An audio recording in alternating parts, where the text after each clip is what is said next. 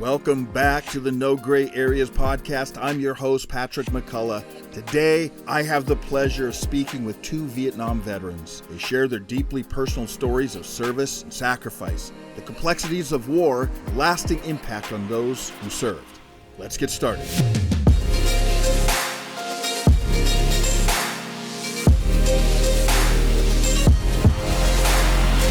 Well, welcome to the No Gray Areas podcast. Today we have two very, very special guests, and especially since on this day that we're recording, not the day that this drops, but on the day we're recording right now, it's National Vietnam Veterans Day, and we have two Vietnam veterans, and you guys set this up really well for me because I don't really need to remember names very well because it's Dan and Danny, right? So you guys, I appreciate that. Yeah.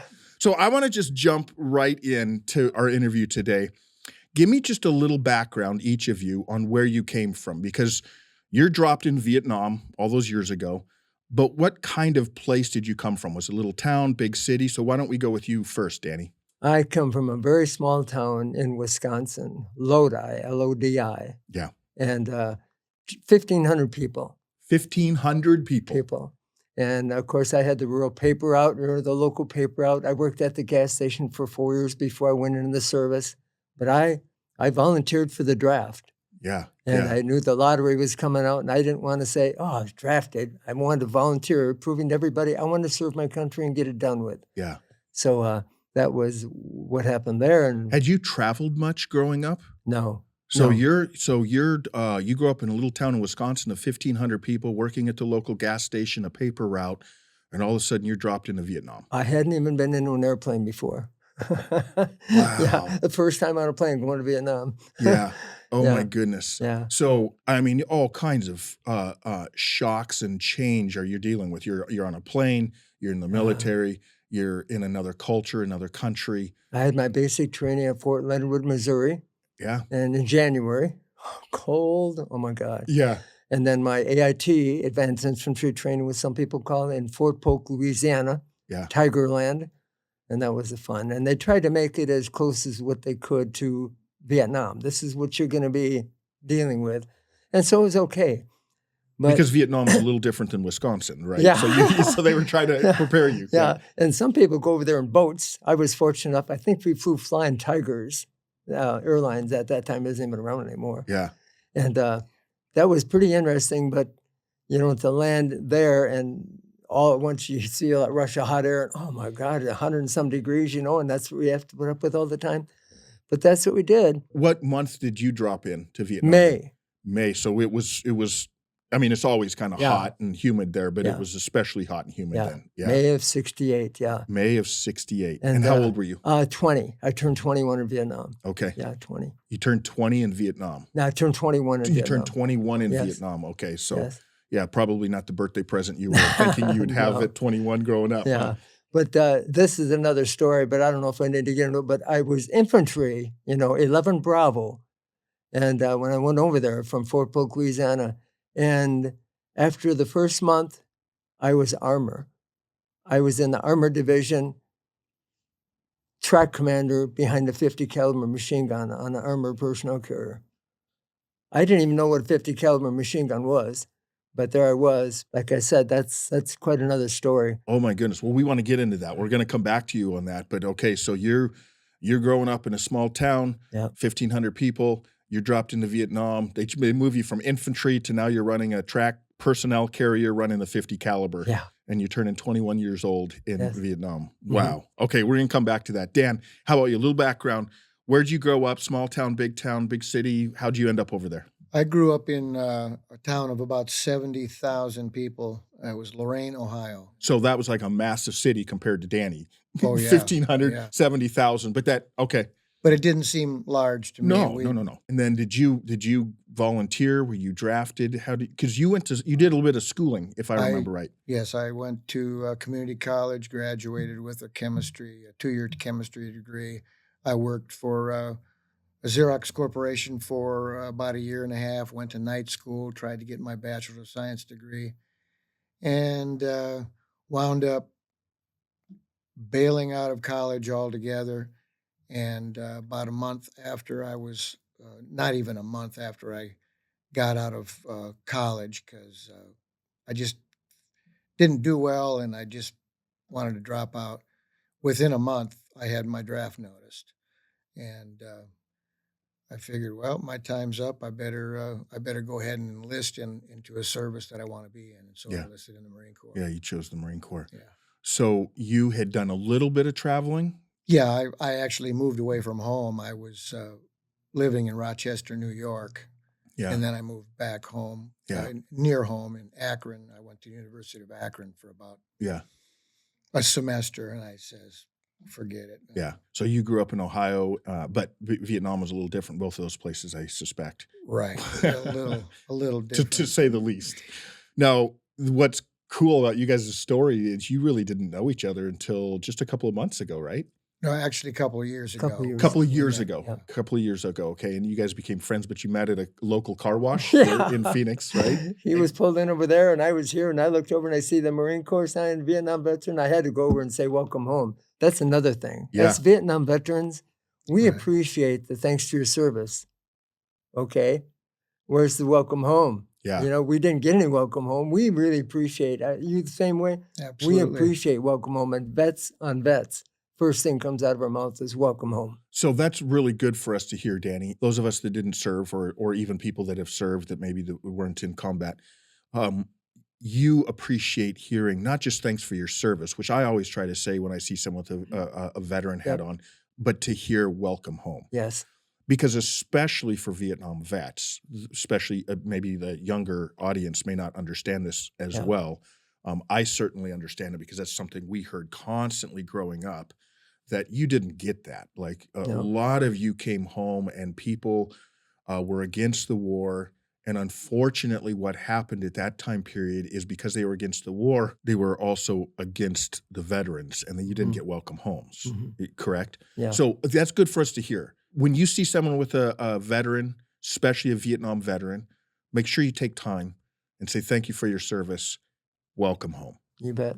That's real nice. Yeah. Yep. Yeah. For our audience, Yep. take that to heart. That's what we need to say to veterans, especially Vietnam veterans. So tell us about your first couple of weeks there. Again, both of you, you're from Midwest or out east, and you're dropped into Vietnam, the other side of the planet, completely different culture, completely different world. Danny, why don't we start? Tell us a little bit about your first couple of weeks, the shock that you were dealing with. Hey, we hope you've enjoyed this episode so far. Be sure to like and subscribe to not miss a future podcast. Okay, let's get back to the episode. Tell us a little bit about your first couple of weeks, the shock that you were dealing with. I brought some notes, so if you don't mind, I'd like to read them. Yeah, please. I volunteered for the draft in November of 1967. I did my basic training at Fort Leadwood, Missouri. I did my AIT at Fort Polk, Louisiana. I landed in Long Binh, Vietnam, and was stationed in Cu Chi, Vietnam. I got to Vietnam on May 8th, 1968, and came back home on May 9th, 1969. I was over there during the Tet Offensive.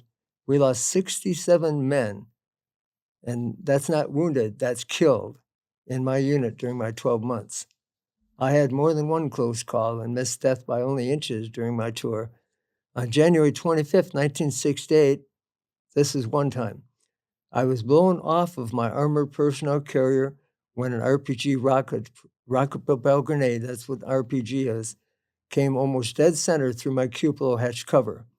Now, what a cupola hatch cover is, that's to get in and out of the armored personnel carrier. When you put it up, it goes back, and it's to your back.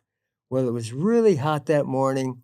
Against all regulations, Danny took his flak vest off that you're supposed to keep on. Mm-hmm. I took it off and laid it against my cupola cover.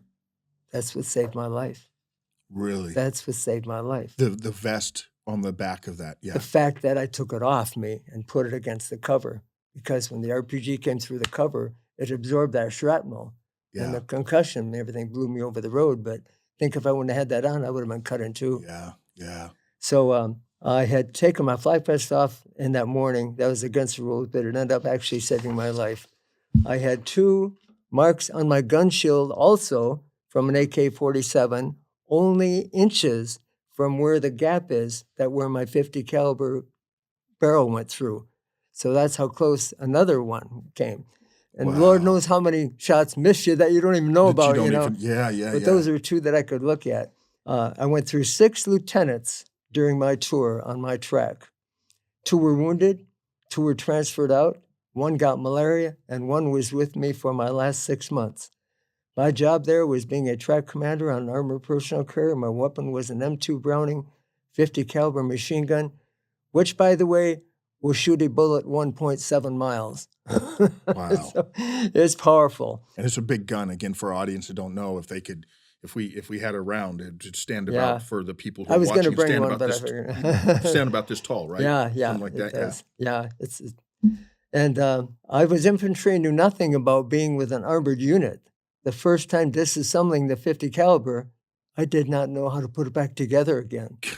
My Which is kind of lieutenant did important. not think that was very funny. I said, "Sir, I was put into this position by you." He Yeah. says, "I know. Okay, I'll give you a little slack. Sarge, come over here and tell him how to assemble it again." Yeah. So my command track had my driver, myself, the senior aide man, and a Vietnamese interpreter, which was usually a Chu Hoi. Now, Chu Hoi is an enemy turned friendly. They surrender over to our side. Because he surrendered to us, he works for us.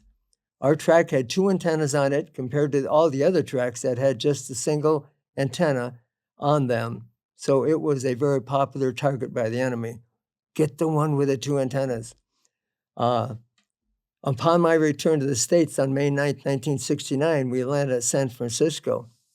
I better stop there because that's getting into coming home. I don't want to come home. Yeah. Let's come back Okay. to that Yeah. one, because I definitely want to spend some Sorry. time about coming home. So, Yeah. wow. So what a complete life change. And you go from this small town, you dropped in over there, and then you have numerous close calls. And like you said, you don't even know how many, possibly. Wow. And then 6 lieutenants you went through. Yeah. In your For different time there. reasons, you know. Yeah. And then you said 67 men killed in your unit. Were you close to any of them? With the internet now, of course, you can look up and you can see from what date to what date how many the 3/4 Cav Charlie Troop lost, killed in action. Yeah. And that's how I researched that. That's how you know? research that. Yeah. Oh, did I know a lot of them? Not too many. Well, one medic that I was with for 2 days, that day, July 5th, 25th, 1968, he was behind a 60 caliber machine gun on my track, and an RPG hit that shield and killed him. I knew him for 2 days. Yeah, Joseph Peckney. What a way to honor him, just What a sharing his way, name. yeah. So thank you. Yeah. Oh, there were 3 other guys that I saw physically get killed almost simultaneously. And one, Ron Osinski, rode with me from Ohio and rode with me on the track all the way out to where we were going to have them dismount. He was infantry. And when we got out there, they dismounted and they walked through a hedgerow. And I heard an audible noise. You know what an AK-47 sounds like when you hear them enough. Yeah. And I said, "What the heck was that?" And I told my driver, I said, "Go ahead a little bit, go ahead a little bit." And he says, I know my lieutenant was screaming at me. He's screaming, "Don't you dare." I said, "Winston, pull ahead a little bit." And I could see one guy with an RPG and one other guy with an AK-47. I could see him. They're about 20 feet away. I said, "Pull ahead a little bit." And he did. And I opened up with my 50 caliber. Yeah. You know, I think they had to pull me off. It was crazy, but I was just going nuts, you know. Yeah. Then I got down, and I went over to him, and I said, "I just was talking to this guy, you know, 15 minutes ago. Last thing I said to him was keep your head down, you know." But so I really knew about 4 or 5 guys personally that got killed, you know. Yeah, I can't imagine, my friend. Yeah. Dan, tell us a little bit about then you. So you, again, total culture shock, total change. I mean, weather, different language, but now you're in the middle of a war. So you go from Ohio to landing in Vietnam. What were those first couple of days and weeks like for you? I was a member of they assigned me to an outfit called a Combined Action Platoon program. And I'll get into the jobs that we were involved with, but it was, let's say I get off the airplane in Da Nang, and I mean, I got off the airplane and like Danny described, oh my God, I'm going to be uncomfortable for a whole year. Yeah. Because I immediately started sweating. I got off the airplane in the middle of August. I don't remember the date like he does. Yeah. But it was hot. It was humid. It was terrible. So I said, well, I just better get used to being uncomfortable for a whole year. Mm-hmm. Actually, at that time, it was 13 months. 13 months was our tour. Mm-hmm. They later cut down the time frame to 1 year, which really made me unhappy. Yeah. Yeah. That was after your time, right? Right. Yeah. Yeah. Right. Yeah. So first day in Vietnam, they sent us, as I mentioned, I was a member of the Combined Action Platoon program.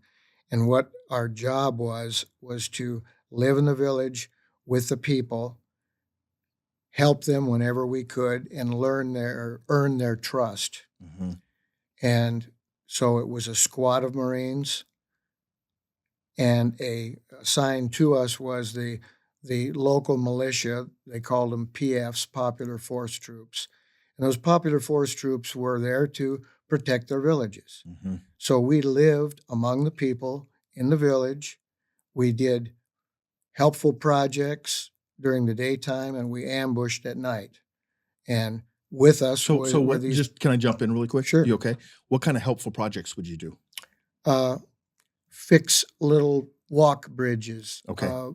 Assigned with us were medical guys from the Army, Navy corpsmen. Yeah. There were Navy corpsmen, and so we'd set up a little Like a medical unit? like a medical Yeah, unit, yeah. and in daytime we'd be giving the little kids shots, Yeah. vaccinations, fix up wounds, Yeah. stuff like that. So you guys are repairing bridges and fixing wounds during the day and then going out at night and right. yeah, yeah. So each night the platoon or the squad would wind up having about 2 or 3 people stay back in a front yard or backyard of a house, and that would be the harbor site. And then the rest of the team, 5 or 6, would go out on ambush and stay out all night and come back just before dusk. Yeah. So that's what our units were supposed to do, and it was a very successful unit in Vietnam. Getting back to my first day, get off the airplane, and we had to be, it was kind of a specialized unit, so we had to do some training right there in Vietnam. So we spent 2 or 3 weeks at what they called CAP school. Now, the CAP school involved learning all of the jobs of a Marine squad. There's a machine gunner, there's a radio guy, there's a guy that walks point, and then there's a regular rifleman. So we had to learn all these jobs. Cross-training you to know all of them. Exactly. Radio, very important. To be able to call in medevacs and to call in artillery and artillery illumination if we met the enemy and we had to sweep the area in the night. Mm-hmm. So we had to learn all those jobs. We had to learn some of the Vietnamese language because we were going to be living among the people. And first day, hadn't even been issued our M16s yet. The Viet Cong or maybe the NVA were lobbing mortars into our compound. The compound consisted of maybe 10 hooches and built with sandbags, and in the middle of this area, which was probably 100 feet square, was our the whole compound. Lobbing mortars in, and there's a group of sandbags set up in a circle about 5 feet high, and they said, "Everybody get in this circle," and they dropped mortars into the compound. It blew away about 4 or 5 buildings. No one, luckily, got killed that day. But talk about feeling like you wanted to be part of the ground. Oh, I bet you couldn't get low enough. I didn't even want to be alive at that moment because I said, "Oh, I'm going to get killed my first day." Yeah, yeah. So nobody got hurt, nobody got killed, but we were filling sandbags for the rest of our time there at CAP school. Wow, Dan, what a welcome to Vietnam, right? Yeah, like you're not even issued a weapon yet. You're diving into this hole in the ground. Is there lobbing in these? Yeah. Yeah, man. So what was it like for you. So we talk about you guys showing up there and what that was like, your first days there. We hear a little bit about what it was like during your time there, and what you guys were actually doing in Vietnam. Tell us a little bit then coming home. As I've told a lot of people, coming home, you just about wanted to turn around and get back on that plane. It's crazy how we were treated when we came home. Uh, Upon my return to the States on May 9th, 1969, we landed in San Francisco, of all places. Mhm. And it's like the protesters knew when the plane was coming in because they were prepared. Everybody was so happy to have finally gotten home on our plane. But then an officer got on our plane and said his best advice was for us to get out of our uniforms. We couldn't quite figure that out, you know. He told us that things were not the same as it was a year and a half ago. We've been gone a year and a half. The war protesters threw bloody tampons, fecal material, urine, objects when we came through from our plane. None of us could figure out why everybody was acting that way towards us. At home, I was offered my old job back at the Gulf station, a Gulf gas station where I worked before going into the service. It was full service back then. And, you know, you check the oil, you wash all the windows in the car. And nobody wanted to have any eye contact with me. And I said, that's weird. Hey, Mrs. Thompson, how are you? Oh, your boy's getting big. She would put a magazine or something up in front of her eyes, tell the kids not to look at me. Nobody wanted to have any eye contact. They would tell their kids not to look. I did not know what I had done wrong. It took weeks before things started to get back to normal and people accepted me again. So that's what was so weird. We didn't know. What did we do wrong? Oh, man, Danny, all I can say, and Dan just, when you were reading that, I almost teared up and then just got angry as well. Just got angry. It's so sad that what you guys went through over there and then to come back to that kind of reception. I mean, having fecal matter thrown at you and being told to get out of your uniform when instead Yeah. the uniform should have been something honorable. Sergeant stripes and spit shine boots and everything, you know, and you get out and then Yeah. they said, did they call you baby killers? Oh, yeah, they said all that stuff, you know? Yeah. And then even going back to your hometown. Yeah. And like you said earlier, you came from a small town and you go back to the same job you Same had town. and people just don't know how to treat you. They don't Yeah. know what to say, they don't know what to do, but they're certainly not doing it right Yep. at that moment. So, man. Yep. Dan, what was your experience coming home? Well, I lived in the Midwest, and even though I landed in San Diego, I did not experience the same Yeah. treatment that he did. Yeah. People were not as friendly as I would have hoped they would have been. Yeah. But in my town, I didn't experience that sort of Yeah. hate. Yeah. So in that respect, I was very lucky. Yeah. Do you guys think, you've lived long enough now and you've seen a couple of wars that we've gone through as a country since then. Do you think that generally speaking, the public has learned a good lesson, a valuable lesson from that? That now when soldiers come back, even if you don't agree with the war they were in, that they learned and go, we're still going to honor our soldiers. Do you think we've learned as a American people, or do you think it's similar? I think it's turned around. I really do. I mean, Dan and I, you know, we're proud veterans, and I know he would and I would going into the airport. If we see a veteran, they're sitting there waiting for their baggage to come off the carousel.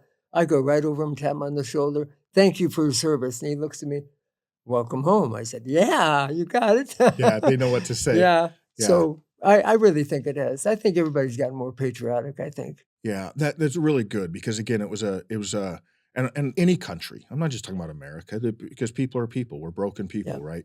We have embarrassing times in our history, Sure. and I think that was an embarrassing moment for us as a public on how we treated you all. Yeah. And so I hear you saying, Danny, and I want to get your opinion, Dan, that you think that we've learned from that as a public, and we've treated. And again, you may be completely against a war that we're involved in, but as a public to go, yeah, but we're still going to honor our men and women that are over there fighting. We know what they've went through or Yeah. are going through. Yeah. Yeah.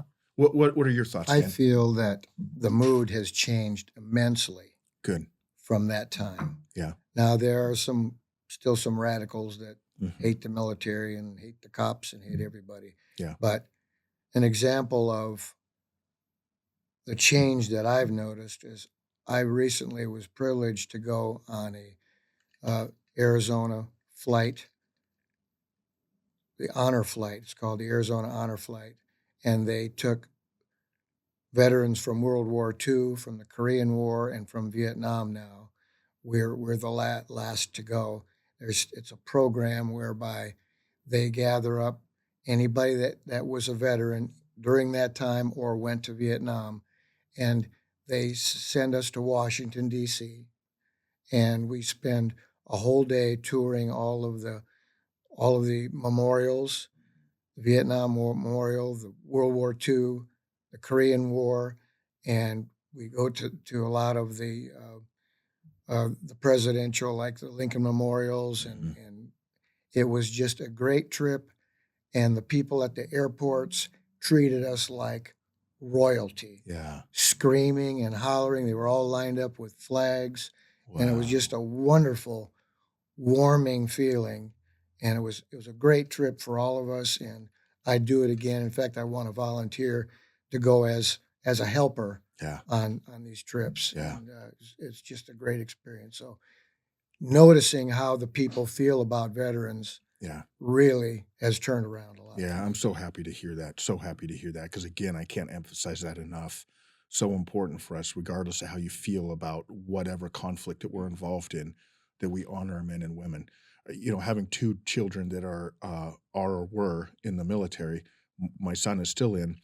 I realize that even if we're not in a conflict, people that serve, I don't think the common person understands this. Like, you're owned by the military. You guys understand that. You probably Yeah. smile a little bit Yeah. going like, you're owned by the military. When people are serving, even if they're not in a conflict or war, there's a lot that they're giving up for those years. If they're in for 4 years or 8 years or 10 years, you don't do anything. In fact, they often tell you that everything is issued, including yourself. Like, if you get I Yeah. remember my son said, yeah, we can get in trouble if we get a really bad sunburn because the military owns our bodies. Yeah. And so you're basically taking military equipment and you're harming it. So I'm like, what? That's crazy. So, I think it's such a reminder to just honor our veterans, regardless of how you feel about something. You mentioned a memorial. How do you think that you two serving, specifically in the Vietnam for you, how has that changed when you stand in front of a memorial? A lot for me because one of my best buddies was killed over there, Lance Corporal Tom Williams, and it's tear jerking to hold the paper up and scribble with pencil to scribble on his name, and so Yeah, yeah. that's Is that in DC?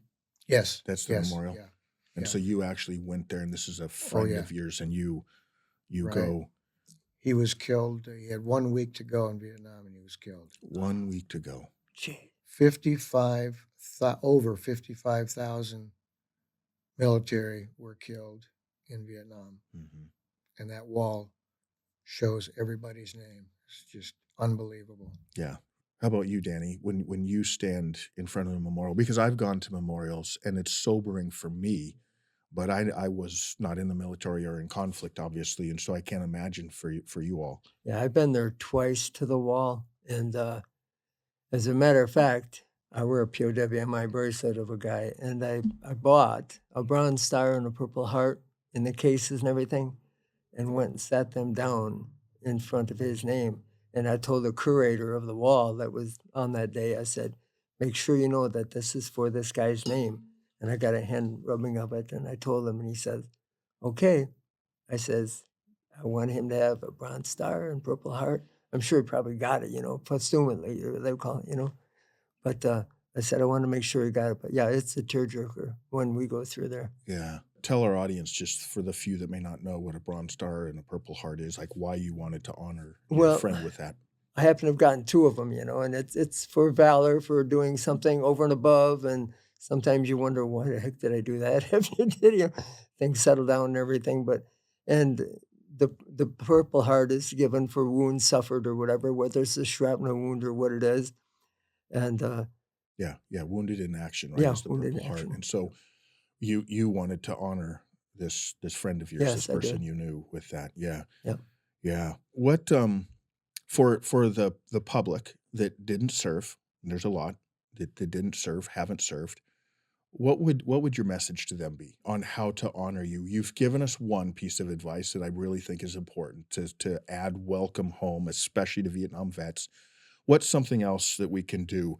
I think of on Veterans Day, on Memorial Day, on 4th of July, these different days where we're honoring the dead, we're honoring veterans. What are some things that we can do or say that that help you feel the support of the public? Because I think it's so important for any country. I'm not just talking about the United Yeah. States, any country to honor our soldiers, especially in the United States. I've traveled all over the world, and I'm telling you, we have a mess here in a lot of ways. We all recognize that, but I still think it's one of the greatest countries that's Yeah. ever been on this planet. Yep. The freedoms that we have. I Yep. mean, you and I know you guys know this Yep. better than most, but Yep. as I travel around the world, I don't think a lot of us that haven't traveled around the world, especially to third world countries or countries that are maybe closed, communist countries, the freedoms that we have that we don't even realize. Like we go worship uh, week in and week out and don't even think about the fact that we're putting our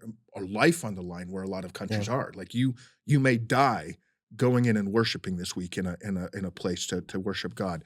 The freedoms that we have that you may not like these, so you can spit on them, you can do all these things, but you have the freedom to do that here. Yeah. And so what are some ways that we as a public that maybe never served can really honor our veterans? As we're wrapping up this episode, be sure to leave us a 5-star review. And if you're watching on YouTube, leave a comment on something you'll take away. All right, let's hop back into the remainder of the episode.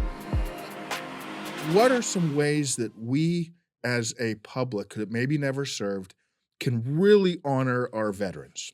For a person that doesn't know me or doesn't know Danny,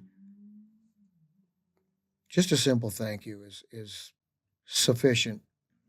You know, if people don't know me and don't know what we've gone through, just thank you if they know I'm a veteran. I mean, I don't know what else to say. Yeah. So a thank you goes a Yeah. long ways. Oh, it does. Yeah, yeah.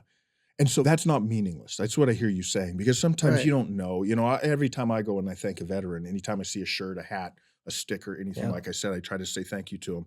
But you're saying that does mean a lot. That's not a wasted Absolutely. breath. Okay. Absolutely. Okay. Yeah. Any thoughts on that, Danny?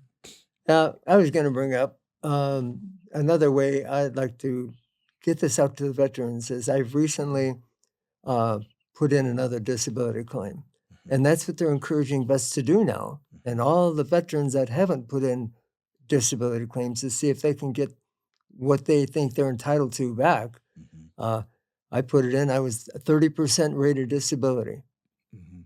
and now I'm up to 80. Yeah. Yeah. And it's just that my hearing, I was 0 rated for hearing Yeah. from the VA. I went to audiologist. He said, "Oh my God, your hearing's so terrible. Now I'm 50% rated for hearing." Yeah. Crazy. Yeah. You light up a 50 caliber. Anybody that's not been around something like 0 that. rating for 50 caliber machine gun And blowing off. you're not at the time. Yeah. I'm sure you were in combat situations where you're not like, oh, I got to put in my ear protection, Yeah. you know. So Yeah. I can't even Yeah. imagine And the you know, hearing issues on you my have. track, being a track commander, you had a commo helmet on. So you can't hear what's going on with a commo helmet. What would happen? Yeah, take the helmet Throw off the helmet. You know, you got to hear what's going on. Yeah. And so that's what I would like to encourage all the veterans that haven't put in for a new disability claim to do it, because I'm really happy what's happening with me, and I'm sure that happened to a lot of them. Yeah. And Danny, you bring up a great point with that. So important again for us to take care of our veterans. Yes. When they're done with their service too, That's because right. they're carrying residual effects Yep. from their time serving, Yep. especially those of you that went to combat.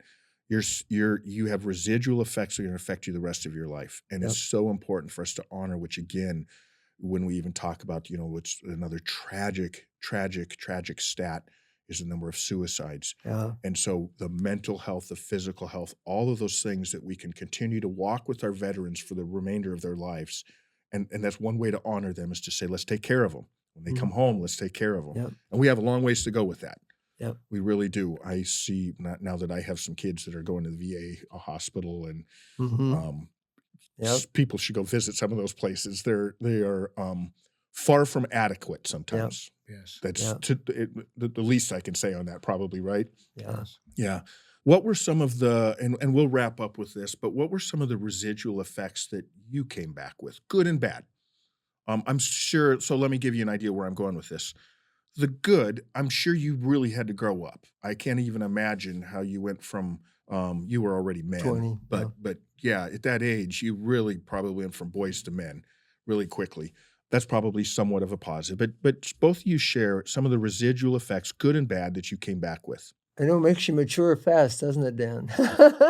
It But you're does. seeing all these wasted injuries, the arms, legs, and people being killed, and you're wondering, was it all worth it? But it's just I don't know. I think we all grew up a lot, and I think it's important for anybody to go into the service because you learn a lot, you mature a lot, and you mature fast, and you learn a lot of discipline.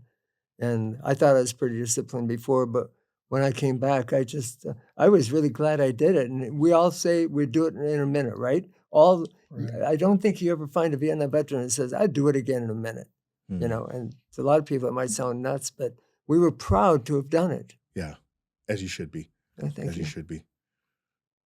I just have to agree with him. I mean, Yeah. it's all about memories that some good, some bad, and I think I know what you're saying, Dan, though, where again, they're not just all bad memories, they're good and bad memories. yes, And there's some bad memories that you'll never be able to get out of your mind and the residual effect of that, and I can't even imagine.